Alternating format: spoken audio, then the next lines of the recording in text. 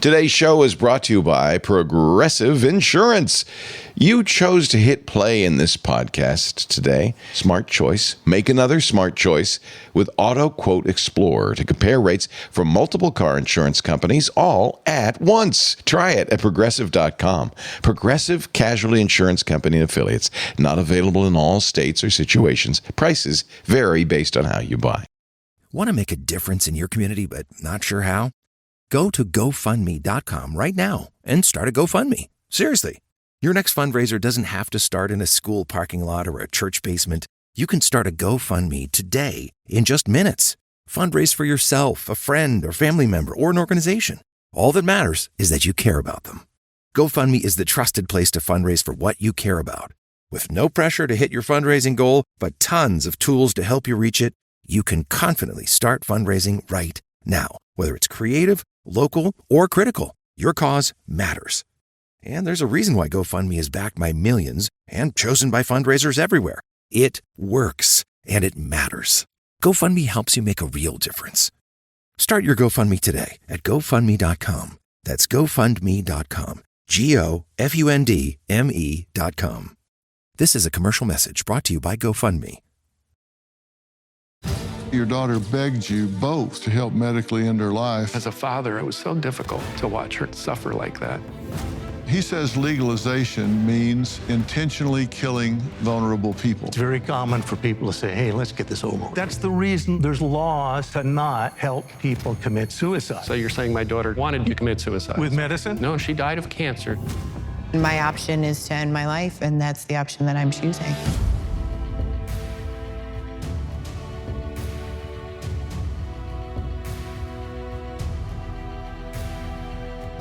Tonight, we're continuing the conversation about a controversial end-of-life option only legal in 10 states and Washington, D.C.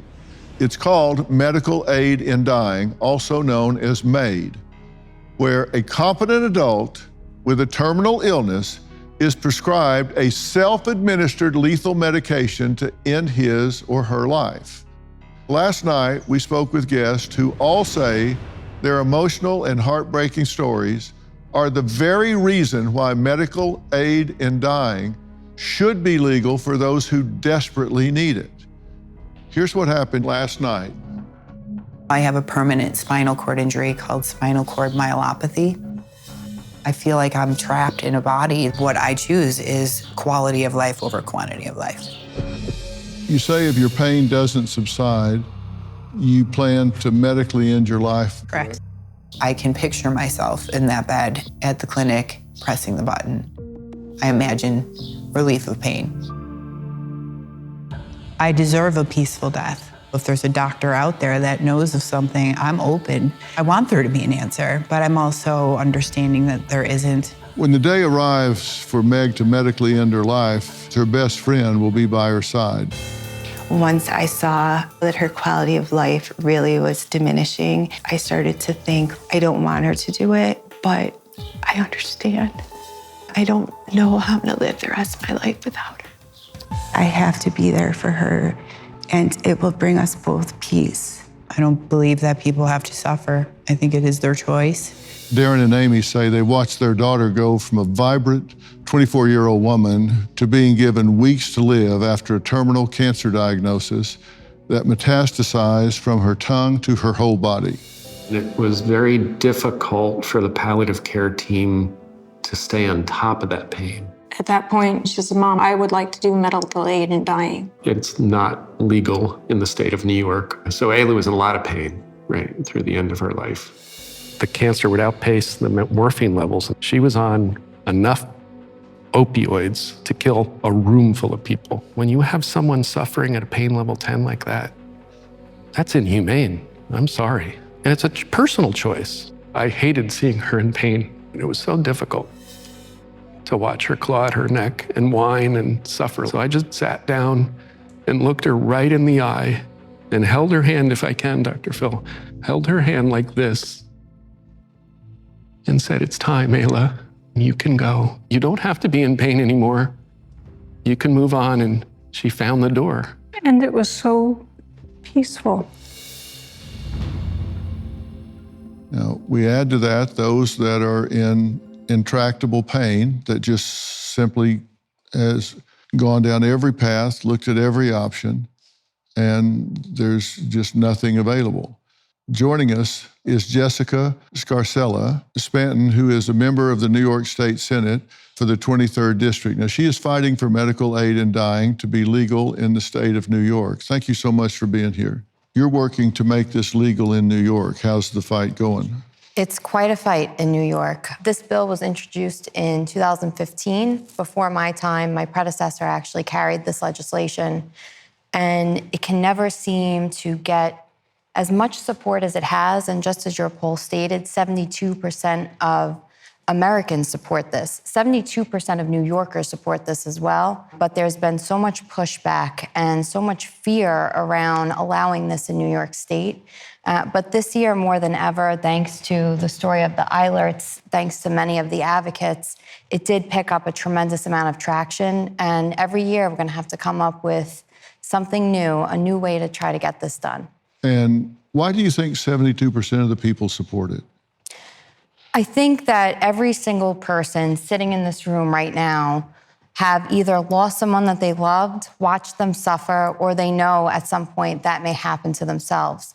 Most of the people who opt for medical aid in dying in the states that already do have it are doing so they have peace of mind. Some people don't even end up using it, but just having that peace of mind that they can use it on their worst day is what alleviates a lot of that anxiety. So I think at the end of the day, if someone really thinks about this and you bring it to them, it's not necessarily one of those issues that somebody will bring up to you on their own. But when you bring it up to them and they're faced with the thought of the end of their life and if they're suffering and what kind of burden that might leave on their family as well, they would want this option. And why do you think the 28% that don't support this don't support it? I think the 28% might be in the state legislature in New York, but truly, I think it is a discomfort around talking and thinking about death. And I have spoken to literally every single one of my colleagues on this, and people who are not open to supporting this simply are just afraid of, I think, attaching themselves to something to do with death. And it's almost the idea is if you talk about it, if you put it out there, it comes to you. It sounds a little crazy, but that's been my perspective. There's a religious component as well. I tell people I was born and raised Catholic. I am Catholic. I also went to an all-girl Catholic school, so we have that in common. And my takeaway from growing up Catholic, and again, I'm raising my kids Catholic, is do the right thing. I actually saw my principal from my high school the other day, my all-girl Catholic high school, Sister Antonia, who said, always do the right thing. And to me, this is doing the right thing because it's giving people peace and giving people choice. But if you are religious and this is something that you don't support, I always say don't use it for yourself. There's a lot of things that we legislate that are not from the religious angle. And I think this is one of those that if you're not comfortable using this, you don't have to avail yourself to this choice. Well, there's also the ethical standpoint because doctors take an oath. Yeah. The simplest is the part of the Hippocratic Oath, which loosely translated is, first do no harm. Mm-hmm. And here even though they're not administering it, they're enabling it. They're making the cocktail. They're providing it to the patient to end a life. And so there is the ethical component. And there have been some doctors that have been actually prosecuted for second-degree murder or manslaughter for participating in something like this. Well, I think that among doctors, there's a varying array of opinions. The Medical Society of New York actually just came out in favor of medical aid in dying. And in New York's legislation, we actually have a carve-out that if you are ethically opposed as either a doctor or a pharmacist, you do not have to prescribe this medication. But it goes two ways. First, do no harm. And I think some physicians will see this as causing harm to another human being, but some physicians see the suffering as allowing harm to continue for someone who doesn't want to suffer anymore. Well, when it comes to the fight to legalize medical aid in dying, in other parts of the country, there is serious opposition. After the break, we're going to meet a man at the forefront of the fight because he believes that medical aid in dying is not helping, but killing and assisting the suicide of vulnerable adults. And you may not agree with what he says, but I can tell you he's sincere, he's passionate, and I have a lot of respect for his position. We'll meet him after the break. The next time you gather with family, enjoy Balance of Nature supplements as an addition to your favorite dishes. Our veggie supplement, made from 15 ingredients like garlic, onion, and cayenne pepper, can easily be opened and added to your favorite dishes like homemade soups or dips. Not to mention our fruits supplement, which is made from 16 ingredients like banana, strawberries, and mango, making it a great addition to your homemade smoothies. Start your journey with Balance of Nature. Call 1-800-246-8751 or go to balanceofnature.com to get a free fiber and spice supplement, plus 35% off your first preferred set as a new preferred customer with free shipping and our money-back guarantee. Go to balanceofnature.com or call 1-800-246-8751 and get this special offer by using discount code Dr. Phil. That's DRPHIL. You know, coming home and slipping into my Cozy Earth pajamas and crawling into bed with their ridiculously soft sheets has transformed my nights into the most relaxing part of my day, all because of Cozy Earth. The Cozy Earth sheets are breathable, so I sleep cooler, and the fabrics are durable. If you haven't tried Cozy Earth yet, you're missing out on what feels like a 5-star hotel at home.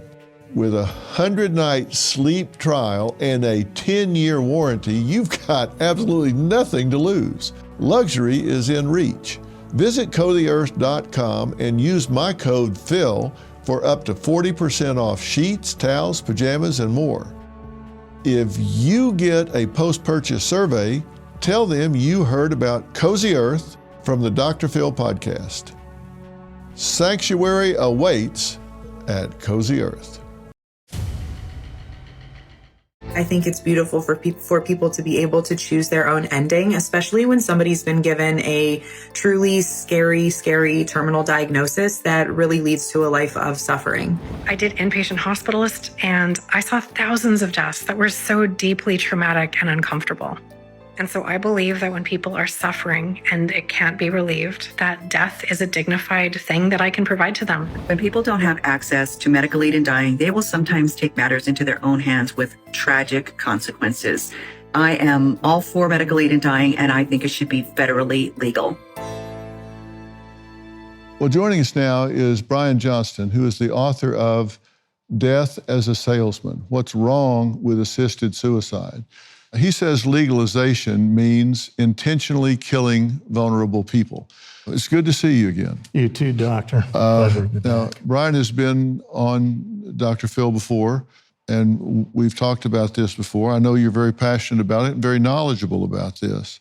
And you do have an opposing view, which I think is very important for people to hear, a voice given to that side of this conversation. So that's why I asked you to come back. Well, thank you. And I wrote that book back during the Kevorkian era. Mm-hmm. Many remember Kevorkian. This is the same issue. And so there's been a change in the language, but my background originally is in comparative languages, and it's very clear that semantics are used to exploit, this is an emotional issue, to exploit people's emotions. And that was the case with Dr. Kevorkian. At that time, Dr. Kevorkian was not a very romantic figure. Meg, however, is an extraordinary woman. And my experience, I was commissioner on aging in California, and I've worked with the disabled, and I was on the board of examiners of nursing homes in California. Most of the killing that goes on right now in California are not on television. They're not romanticized. They're people who actually don't see family. And many nursing homes in California and across the nation, sadly, have become warehouses of humanity. And so that's where this is going to be implemented. That's where it's being implemented right now in Canada. Medical aid in dying. Again, it's a euphemism. I'm going to die, you're going to die. We're all going to die, and no one's excited about it. That isn't what this is. This is about changing the law. That's why we have a lawmaker here. It's about changing the law to make it legal to cause a death. And in English, that's a different word that's not being used. I think it's giving people the ability to choose to self-determine how they end their suffering at the end of their life. You don't give that ability to someone who's on the ledge of a building. And there's a reason that society sees desire for suicide as a deeper issue. There's a reason. In California, we call it 5150. Mm-hmm. Someone may be a threat to themselves or others. And so we literally use the law. You want to use the law to say, get rid of them. But I'm not suicidal. Okay, she's not suicidal. We're getting somewhere. My daughter wasn't suicidal. Our daughter wanted to live. She was so passionate about life. Okay, so let's pretend this is not suicide. Let's change the language. Mm-hmm. It still is suicide. So you're saying my daughter wanted to commit suicide? With medicine? That's right. That's what you're telling me. Is that what killed her? No, she died of cancer. She wanted medicine because she was in pain. I'm a hospice volunteer myself. Last time we were on, we spoke about the most famous hospice psychiatrist and expert, Elizabeth Kubler-Ross. Mm-hmm. And she talks about when you're given a terminal diagnosis, you're going to have emotional issues. And you're going to go through stages of denial. I don't want this to happen. I'm denying it's going to happen. Mm-hmm. Then anger about it happening and you can't do anything about it. And then bargaining. And then despair. And at every one of those stages, it's very common for people to say, hey, let's get this over with. It's extremely common. That's the reason there's laws to not help people commit suicide. May I interject and ask a question? I'm the only person opposing this. No, genuinely, the laws are there to protect the emotionally vulnerable because otherwise it's very tempting to kill them. So you're saying that by the nature of the diagnosis, that depression and even suicidal ideation comes with the diagnosis. And so by definition, you have to consider that person emotionally unstable. You have to address those emotions first and foremost. How do you assess Meg in this situation? I think Meg is awesome. I personally, my experiences, I don't believe in pharmacology. I don't think you should be using opioids.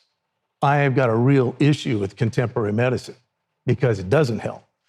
And non-steroidal, non-opioidal, there are pain management. Some of the best pain management comes from former poison. Some of this stuff that's being used, the poison of sea serpents in the South Pacific has been refined because it's a neurological toxin. And that short circuits the neurology of the pain. A good friend of mine, Assemblyman Eric Seastrand, when this was proposed years ago, he was the most powerful advocate. He was dying of colon cancer at the time, yet he was walking around the floor of the state legislature. Why was he doing that? Because he actually had on his belt a little electronic device. It wasn't opioids.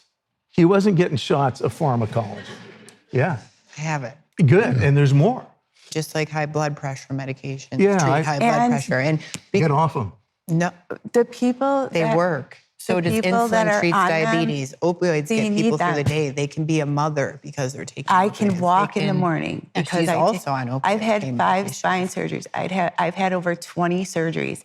You're not going to tell me that some sea serpent is going to help me walk or go to my child's softball game or go to her just any extracurricular activity. When I go to her softball game, I can't even sit on a bleacher. I have to stand there. You're not going to tell me that some alternative medicine is going to let me do that. You've heard me talk about Jace Medical. If not, listen up because they're doing incredible work in medical preparedness. And today, I've got 2 major updates to share. First up, the ivermectin use case. You've probably seen the headlines calling it a wonder drug. The scientist who discovered it even won a Nobel Prize, and now Jase is offering a 30-day supply at the best price you'll find anywhere.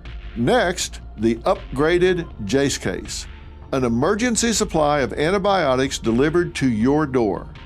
They've doubled the number of medications to 10 at just $20 more. And now, the most comprehensive and affordable kit available. Get it before you need it. Don't wait, order today. Visit jase.com and use code PHIL at checkout for a special discount. That's jase.com, code PHIL. I started thinking about voluntary euthanasia because I was in so much pain. When I got the green light, it was surreal. There was a huge sense of relief. I just felt like I finally had an off button. I could at any time say I've had enough suffering and plan this, which actually has given me a lot of stress relief. With stress relief comes a little bit of pain relief. Knowing that there's an out is so important for patients. Every waking moment is spent being tortured. I don't want to live in this pain. You're not going to tell me that some sea serpent is going to help me walk or go to my child's softball game or go to her just any extracurricular activity. When I go to her softball game, I can't even sit on a bleacher. I have to stand there. You're not going to tell me that some alternative medicine is going to let me do that. This girl is not crazy. The process she's going through. I'm affirming her. Okay, I'm affirming her emotions. Okay, but what I'm saying is, it's not like she woke up one day and said, okay, I'm gonna do this. This is a whole process. She has tried everything. She has gone through this process, and when enough's enough. I'm at the point of accepting the fact that I don't have an ability to get better. And I don't like this. And I'm okay with that. I don't want her to do it. And my option is to end my life, and that's the option that I'm choosing. Well, with all due respect, and I know Dr. Phil, that if you don't know her, you should, and that's Johnny Erickson Tata. Johnny Erickson Tata is in a wheelchair and has been since her early teens. And I've worked with the disabled community for actually now most of my life. And Johnny Erickson Tata is much worse off than her. Johnny Erickson Tata is much more debilitated. Now, I want to get back to this question because I think that you want to change the law, yes, and in Canada right now, this is not about Canada. No, it's about medical aid in dying. An opportunity to ask you a question. Yeah, go ahead. Do you find it more or less humane for somebody like the Eilert's beautiful daughter to have to suffer at the end of her life? She's terminal. Hold on. And she has to have voluntary expulsion of food and beverages. So she's starving herself. Or somebody who has the final dose of morphine to be put under an involuntary coma, than to have the self-determination when they are at the end of their life, determined by two physicians, which is what this legislation states in New York, that they are going to die. What is more humane? To be able to go out on your own terms or to starve yourself to death?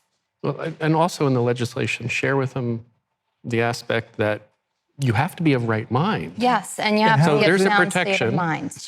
And so, yeah. And who determines that? Right, so the physicians determine that. Actually, if you looked at the laws that you proposed and are active in Canada right now. But these are not the same We're not in Canada. law. We're talking about New York. New York State. New York State. No, this is being legalized around the world. But She wants to go. We are talking about New York, right here. We're talking about abandoning a basic principle of Western civilization. Called compassion. Humane compassion. And compassionate. You don't That's kill what we're talking if you're about. talking about killing. We're not talking about killing. Oh. She's dying. Okay, Cancer was She's taking her dying. life. No, I'm sorry. I She is taught dying. English. You don't have to teach English. You don't have She to is parse dying. language. If you're dying, that is an intransitive verb. I'm going to die. You're going to die. Have you had pets? But again, what's more humane? You want to Somebody treat going somebody out like on a their, pet? No. but somebody I'm going sorry. out on their own I'm fruition. sorry. I'm just asking sorry. about your compassion level. Oh, well, thank you. I'm just asking. I'm not Yeah, questioning. I'm okay, asking. what is compassion? Yeah, that's what I'm asking. So it means to suffer along with, literally from the Latin, compassio. I'm suffering And along so- with her, and and I we're- will be with her till the end. And it's admirable. You don't have to kill her to be. I've been at deathbeds. I have She been doesn't at want to deathbeds. suffer anymore. She is making this choice. She's of sound mind. I am going to support her. I watch her suffer every single day. So your point is that because you disagree. No, it isn't because I disagree. You don't It's think because that- the laws have done that. This is part of why the Hippocratic Oath, you mentioned in passing the Hippocratic Oath. It was there for a very specific purpose. You don't use the knowledge of medicine to kill another individual. We are not animals. One of the predicates of Western civilization is human beings are more than mere animals. That we have quality that you have to protect, and particularly an innocent, emotionally vulnerable person should not be killed. Now, there are actual nations that have adopted this. I'm sorry, but there are. And there are cultures, and it's critically important if you look at history, that the use of medicine to kill is destructive to that society. And an example might be, I know many don't know their history, unfortunately. We're all Americans. We get our knowledge from the television set. But I suggest reading history.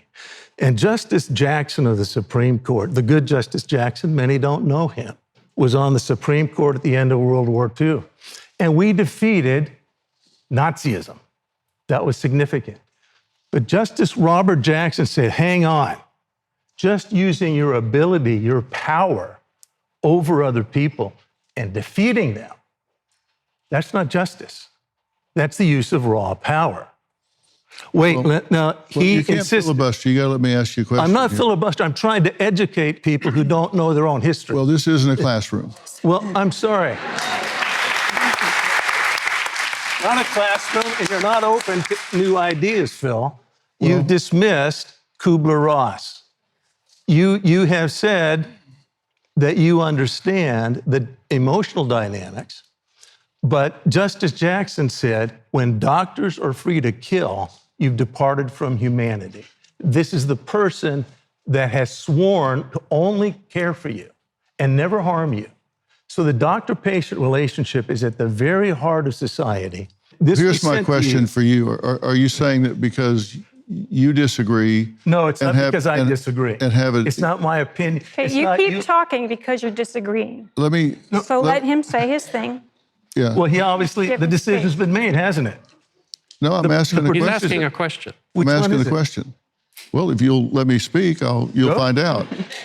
You should be on the edge of your chair. Yeah. Are you saying that you don't feel that people should have agency in terms of making their own decision about what they want to do? Because this is something that they do. A doctor doesn't do it to them. It's something they do. And you're saying because you don't agree with it, that she shouldn't have the right to make that decision. If it's lawful where she's done it, you talk about a nation of laws. If the law is passed in New York and... So any law that's passed is ethical because lawmakers passed it? I think it's more. No, you can't set up a straw man to It's not a avoid... straw man. You I'm can't set up a explaining straw man medical- to deflect my question. No, My I'm question getting is, to your question. are sir. you saying that people should not have agency about their own body and their own health? So you're saying this is entirely about autonomy? No, I'm saying what I said. Is this just an autonomy argument? No, No, you're not willing to say it. Use English. I'm using Agency. English. Okay, so people can do whatever they want. Is I'm that the asking, nature of? That's what a lot of people think. you're rephrasing my question instead of Okay, answering it. Well, you're using linguistic words that misrepresent the change in the law. Are there any other kind of words than Yeah, linguistic? there are. Yeah, they're actually, clarity. Clarity. Well, it's And the fact pretty that- clear. Are Well, you saying that people shouldn't have the right to decide what they do with their own bodies? Okay, that's the law in New York right now. That's the law in New York right now. and This you're is not trying to law in change New it. York right now. Right now, we are trying to give No, the ability that's for right. someone Right like their now, daughter doctors who was suffering from cannot cancer of encourage the tongue. You patients, saw the give picture. them poison. She had no other path forward, So- and that would be Now the answer my compassionate thing to question. do. I'm doing it. Go ahead. You're Say- not answering my question. Which I've is? asked it 3 times. You're saying this is about autonomy and people doing what they want? I'm saying what I said. Which is? No, say what. Oh, I'm sorry.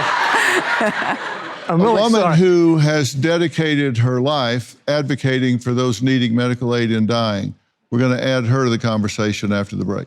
Joining us now is Kim Cullinan, the president and CEO of Compassion and Choices, which is an organization committed to the patient's end-of-life choices, including helping to implement medical aid dying laws across the country.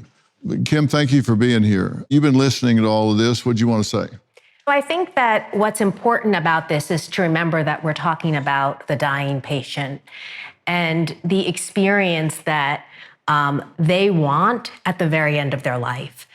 What we see in this work is that when a person is terminally ill, mentally capable, and has a prognosis of 6 months or less to live, which is what all the laws in the United States are advocating for, and the person chooses that they want to use this option, that it really brings families together and it allows them to go out on their own terms, and it brings about profound peace of mind. Mm-hmm. Do you consider this suicide? It's absolutely not suicide. Well, how is it not suicide if someone is taking an affirmative step to end their life rather than allowing it to take its natural course? The people who want this option desperately want to live. There is a disease that's taking their life, and it's about allowing them the option to relieve that suffering. I think about it like on 9/11 when there were people up in the buildings and they knew that they were going to die and they jumped. Was that suicide? That was a person taking a step that they took to hopefully make the way they died a little bit less horrific. But it was still their affirmative choice to do that rather than allow it to happen in a different way. Out of an attempt to relieve their suffering. I think the problem with labeling it as suicide is it's really different when a person is already going to die.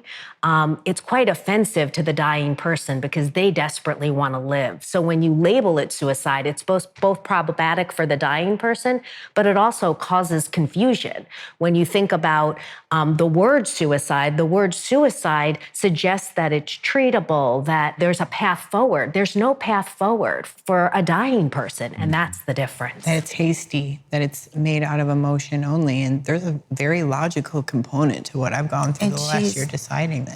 Taken all these steps. It's not like she woke up and said, okay, I'm not going to try anything. I'm just going to do this. She is, she's done everything she can. And my hope is, 6 days from now, 2 weeks from now, she might say, my stimulator is working, or she might change her mind. I don't want her to do this, but I want her to be at peace. And if this will bring her peace, then I have to support my friend. Yeah, this is definitely as much about me wanting to live as it is about wanting to die, because I want to stop my pain. She wants to stop suffering. And that's not an option here. Mm-hmm. And you had a question you wanted to ask? I did have a question. You've worked with hospice. Yes, ma'am. And you've been next to dying people. Many. Yes.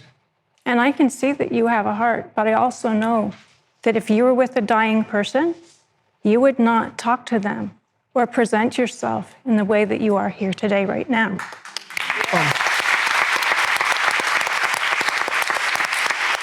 You would not be with my daughter like this. You would listen to her. I actually would talk to the doctors first, because I don't think your daughter got proper treatment, to be honest.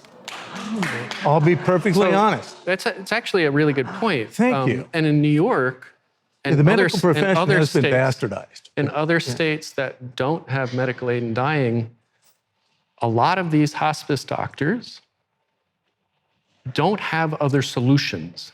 And quite often, they will use the opioids to try to treat the pain and accidentally or intentionally overdose. Yeah, what would you have suggested for somebody like my daughter, who apparently was not well treated? And one of the most prominent hospitals with massive staff of palliative care. We're seeing right now, nationally, the implications of what professional medical associations did regarding COVID and the rules they put out. Okay, we're not going to talk about COVID. It killed people. I know people who died from COVID because the medical profession said, no, we're going to use it our way. The fact is that the medical profession needs to be held accountable. And If you have doctors free to kill, it's harder to hold them accountable. The situation that's being proposed by Compassionate Choice is these laws. They actually say if someone mentions suicide, and again, it's a very common expression, ideation when you get it. I might mention it. I'm going to need counseling when I'm given a terminal diagnosis. You definitely will. And so My doctors know that this is my plan because they know I'm not mentally ill. My doctors are well aware of what I'm exactly, and so is Elizabeth Kubler-Ross. It's the reason she founded hospice. But what would you advise for their daughter? That's what they asked. MAID has actually increased a lot of hospice referrals, right? Yeah, medical aid in dying laws get implemented across the country. What the evidence and data shows is that it results in increased use of hospice care, better conversations between doctors and patients, and better palliative care training for doctors. All for it, but not intentionally killing them. Let me finish. And so the mere act of passing medical aid in dying and implementing those laws in a state improves end-of-life care options across the board. Well, that's so even people who don't want the option of medical aid in dying end up benefiting from the option being available. We're not talking about here in the United Yes, we are, because it's still illegal in most states. Yeah. So we're talking about changing the We're talking law. about the US. And the advocacy group. Look, this advocacy United States. They're only US-based. I know. Compassionate Choice. And what they say in their law, which was introduced in New York, if someone mentions suicide, which is very common, you agreed with that. Thank you. Of course. Kubler-Ross is correct. If they mention suicide and you're a good doctor who says, well, maybe there's some other alternatives, let's talk this through, which a good psychologist would say, let's talk about it. If you're not willing to kill them, under their law, you're required to refer them to a killing doctor. So those who would prefer not to use medicine to kill are pressured by these laws. And that is an objective fact in the laws. I recommend that people look them up. Okay, because I would like you're to see that distorting through statistic, language please, from what this is the about, state what of these laws California are that you doing. represent. There's a reason that we have laws against killing yourself. And it's because society believes that you are intrinsically, you are at the very heart of society. And you may be considering a decision that's not good. That is not what the law says. The law allows a carve-out for doctors and pharmacists who do not agree with your new law. This your law, new law medical aid that in isn't dying passed yet across the board. So you want to change the law? All the laws, all in the state, all the laws across all of the states allow doctors who do not want to participate in medical aid in dying to choose not to participate and in they medical have aid to in dying. refer them to a killing There's doctor. nothing in the law that If says they have to. No, I'm sorry. No, the we'll laws have to go do back not to the facts say of what the law. that they. And I don't appreciate. Where are you getting your facts from? You should read the from bill. The law that was introduced Read in the New York bill and from in New York. No, Compassionate the Choices. law that was introduced in New Compassionate York. Choices No. is committed to the path. It's patently false. Okay, Yeah. who would I know should better read the bill. what Compassionate You should read the Choices bill. does than you The bill's or changed the about president 5 of the times over the past few years. So the the bill has changed. See, that's right. It was just changed in Colorado as well. Originally, they say, oh, don't worry, you have to have 6 months. Yeah. Not anymore in Colorado. In Colorado, No. you still have to have 6 months. There's No. nothing that has changed No, about and you have that. to you have to make a request No. 15 days apart. Well, they reduced those requests. Yes, the waiting. And those requests. Let me explain what has happened and what hasn't happened. In Colorado, the law still requires a person to have a prognosis of 6 months or less to live. The eligibility criteria oncologists is say that's conjecture. unchanged. It does allow the waiting period to be reduced from 15 days. I think Colorado just moved it to 7. Correct. That is an important change to the law because what the evidence and the data shows is that a dying person is unable to get through the law and that those regulatory requirements were overly burdensome for a dying person. So there is a reduction in the waiting period, which was never one of the core safeguards. It was a safeguard it was a regulatory requirement that was put in place by the opposition. But yeah, the waiting period was reduced. The eligibility criteria is unchanged. Next, before tonight's taping, we polled the studio audience to learn what side of the medical aid in dying debate most were on. But has anyone's position changed after listening to tonight's guest? We're going to find out after the break. Before tonight's taping, with the help of our good friends at Grab TV, we polled the audience to see their opinion on medical aid in dying. So let's see if your opinion has changed after hearing this discussion. The first question, If an adult were to have a terminal medical condition, do you believe a doctor should be allowed to prescribe a medication to end his or her life? The results before the show were 72% yes and 28% no. The post results were 77 and 23. So it went up from 72 to 77%. Question 2, if a person were to have a non-terminal medical condition but suffered from a debilitating mental illness, should a doctor be allowed to prescribe a medication to end his or her life? Before the show, it was 36% yes, 64% no. And then after, it was 45% yes and 55% no. So it went up a little bit there as well. Question 3, if a person had an incurable but non-terminal debilitating physical medical condition, do you believe a doctor should be allowed to prescribe a medication to end his or her life? The results before the show were 35% yes and 65% no. After the show, 54% yes and 46% no. So basically it went up on every category. Listen, this is obviously a very thought-provoking issue that everybody has to think about for themselves, what you would do if you were in that situation yourself. There are ethical concerns, there are moral concerns, there are religious concerns, and it's not something that you would ever come to lightly. I think any responsible physician, if they were actively participating in this, would have very high standards that would require people to have a reasonable period, that they would have to show consistency in their desires.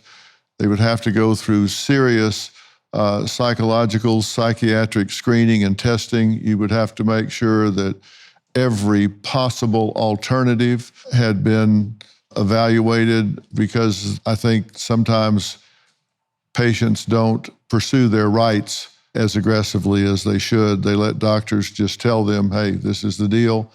And I think it's important that you assert your rights and be sure you've investigated every avenue of pursuit, because there's no coming back from it. That's right. And I appreciate all of y'all being here to discuss this tonight. I hope it's been thought-provoking, and I hope you don't find yourself in that situation, but there's not any of us getting out of this alive. So we're going to have to deal with it at some point, some way, for ourselves and those that we care. Special thanks to New York Senator Jessica Scarcella Stanton, Kim Collinen from Compassion and Choices. Thank you for being here, as well as Brian Johnston. Thank you for being here and expressing your views on this. We'll see you next time. Thanks so much. I want to share an update on Meg from tonight's episode. Accompanied by her dear friend Kelly, Meg did travel to Switzerland to end her life, and I am told she passed away peacefully from a voluntary assisted death. Meg will be deeply missed and forever loved by those who were fortunate enough to know her.